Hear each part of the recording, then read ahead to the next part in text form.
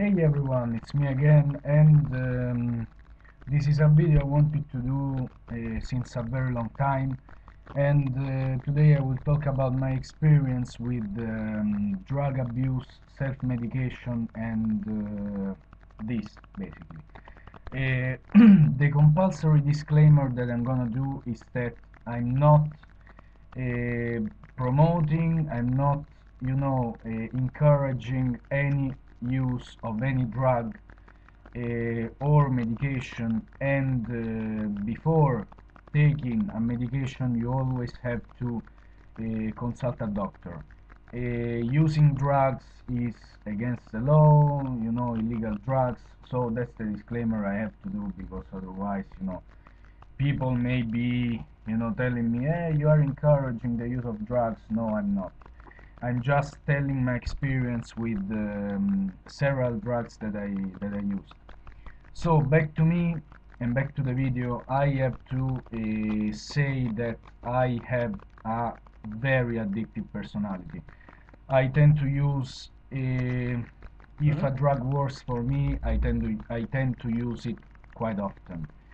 Um, I don't have any experience with illegal drugs besides marijuana, but I have a very wide experience with pharmaceuticals and over-the-counter and prescription drugs, as well as alcohol. Let's begin with alcohol. Alcohol, in my case, was abused from the age of 13 until the age of 17, which is the age I've become to take medicine, psychiatric medicine, prescribed. Um, I used to drink very much when I went out with friends, sometimes bordering alcoholic coma. I never been to the hospital because of alcohol, but surely I've been bordering coma. That means that I I really felt bad and vomited many times, and sometimes I wasn't able to get up, and some people had to drag me home because I couldn't think and I couldn't get home basically. Um, let's talk about alcohol. Everyone knows that alcohol gets you drunk, so acutely it has a very good effect on anxiety and social interactions, and that's why I used to use alcohol, because I suffer from social anxiety, which is comorbid to bipolar disorder in my case, and many other mental illnesses, especially with girls. I find it very difficult to approach girls, so I used to use alcohol in order to, approach some girls, and um, this attempt failed, because when I drink alcohol, I tend to be very talkative and very, how do you say in English? Mm, very, loving with other people. So I hug a lot and I kiss a lot. It's not really a turn on for girls. And well, alcohol is also was used in my case for relieving depression, of course. So alcohol may be good for acute effects, but then you have to deal with a very unpleasant hangover, and if you drink too much during the night, you will vomit and you will throw up, and you will maybe also fight with some friends because of this, and it's really, really not pleasant. Hangover occurs because of dehydration, because people normally drink alcohol and don't drink water, and alcohol dehydrates you, because you notice that you go to the bathroom very often, and you get dehydrated. And moreover, alcohol is broken down in the liver to a very toxic compound which is called acetaldehyde, and this basically gives you all the symptoms, headache, and sluggishness, and all the symptoms that we know of hangovers. Another thing is that alcohol inhibits certain receptors which are called NMDA receptor, and when you stop drinking alcohol, so you get a hangover, it's like getting withdrawal symptoms, so you have a rebound, and this receptor is overly activated, and this causes many unpleasant effects of the hangover. So alcohol definitely not a good experience, and now I don't drink anymore because it interacts with my medications, and moreover, this is taking medications is a motivation not to drink. And also because I know that if I drink one glass of beer, I will drink the entire bottle and add vodka on top of it, and add tequila on top of it, and get really wasted. So I don't want to touch a drop of alcohol. Moving on to cannabis. Cannabis, for me, it acts as an immediate antidepressant without causing mania. Cannabis is actually used in United States medically in some states, and is quite successful for bipolar disorder and depression, as well as a bunch of other illnesses. And I think that if marijuana would be legal in my country, I will start using it, because I don't experience bad side effects, I don't experience strong euphoria, but yes, I experience a relieving in my depression, and I experience an immediate relief in anxiety. So cannabis, in my experience, is something very positive. But right now, since it's illegal, and I don't I don't know the thing that they put in. They could put glass in the leaves, they could put some other chemicals, I don't know, so I don't want to risk smoking marijuana or hashish, so I don't really want to take this risk right now. Moving on to prescription and over-the-counter medication, this is the longest list, and maybe the most boring part.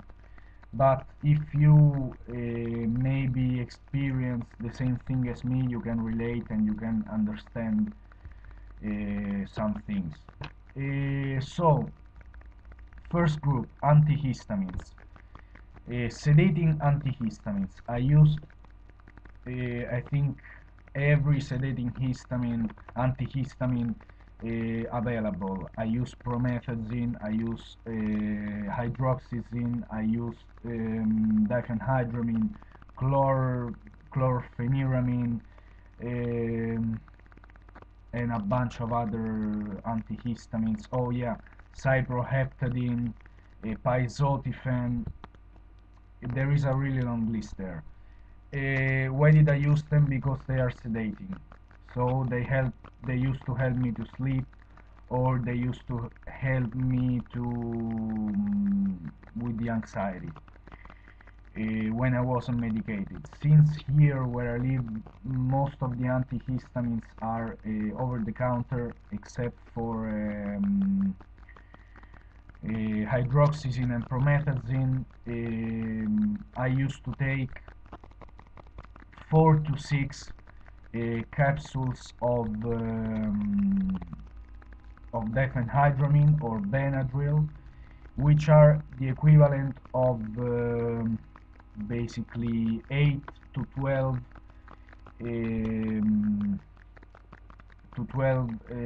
pills of normal Benadryl, regular Benadryl.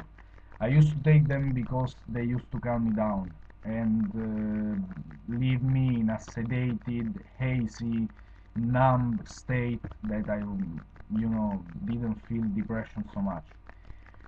Vistaril or hydroxyzine, I used to use it for anxiety. Promethazine, I used to use it for sleep because it's a very strong sleep aid. Chlorpheniramine brightens my mood a bit, and cyproheptadine also for sleep. Then I used to take opiates such as dextropropoxifen or Darvon, it's called in the United States, codeine and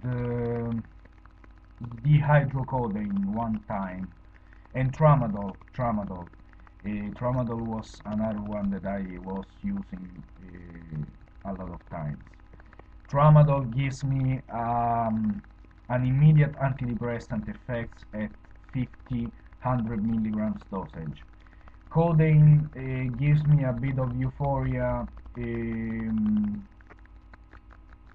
at 30 milligrams, and Darvon gives me strong euphoria at 100 milligrams. But the problem is that opiates are very addictive, very addictive, and withdrawal is a bitch.